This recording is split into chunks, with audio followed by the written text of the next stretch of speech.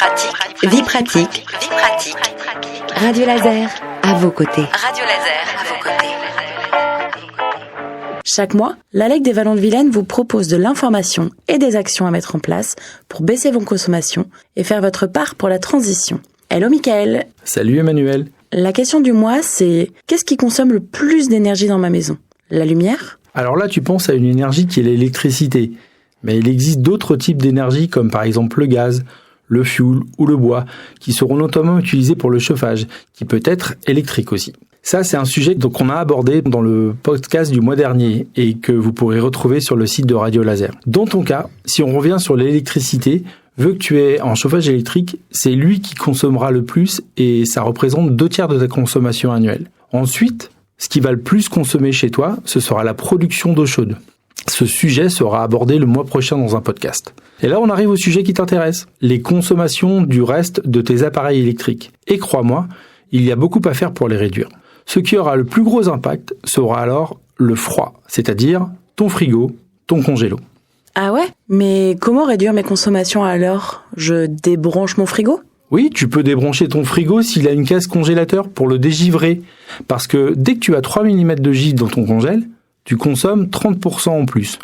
En gros, si tu payes 100 € à l'année pour ton congélateur, tu paieras 30 € de plus si tu ne fais rien, si tu ne dégivres pas. Ah ouais, oh là là, c'est beaucoup quand même. Mais vu que ça consomme beaucoup, t'as d'autres petites astuces pour le congèle ?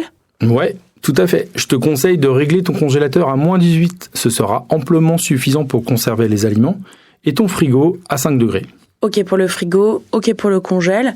Mais à part ça, c'est quoi l'appareil à la maison qui consomme le plus ensuite ? Alors, ensuite, ce sera le sèche-linge. Et pour ça, rien de plus simple.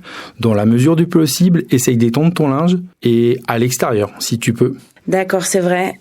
Ça m'arrive parfois de faire fonctionner mon sèche-linge. Je vais tenter d'étendre mon linge. Je le note. T'as d'autres bons plans encore à me donner ? Oui, une grosse source de consommation dans ton logement, ce sera l'éveil. Sais-tu que toutes les veilles mises bout à bout en France représentent la production électrique d'un réacteur nucléaire ? À ton avis, une veille, ça sert à quoi ? Je dirais allumer plus rapidement la télé ? À vrai dire, une veille ne sert pas à grand-chose si ce n'est à lire 4 fois l'heure dans la cuisine, sur le micro-ondes, le four ou la cafetière. Alors le meilleur conseil, on débranche. Ou on installe des multiprises avec bouton marche-arrêt, c'est plus simple.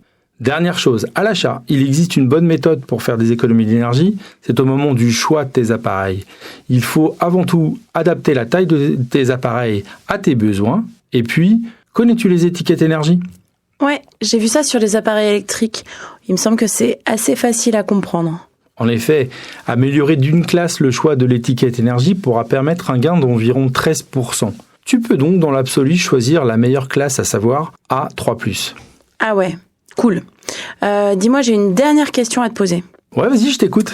Il y a un truc que je comprends pas trop. Quand je mets mon lave-vaisselle en mode éco, ça dure 4 heures. Excuse-moi, mais j'ai pas l'impression que ce soit vraiment éco, non ?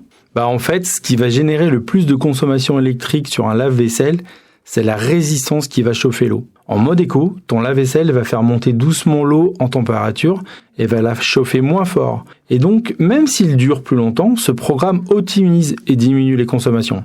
Et n'oublie pas de ne pas faire fonctionner tes appareils pour rien. Remplis-les au max et fais-les fonctionner en heure creuse si possible. Ok, super. Merci beaucoup, Mickaël, pour toutes tes infos. Avec plaisir, Emmanuel. Je te laisse faire désormais le tour de ton logement et adopter tous ces nouveaux éco-gestes.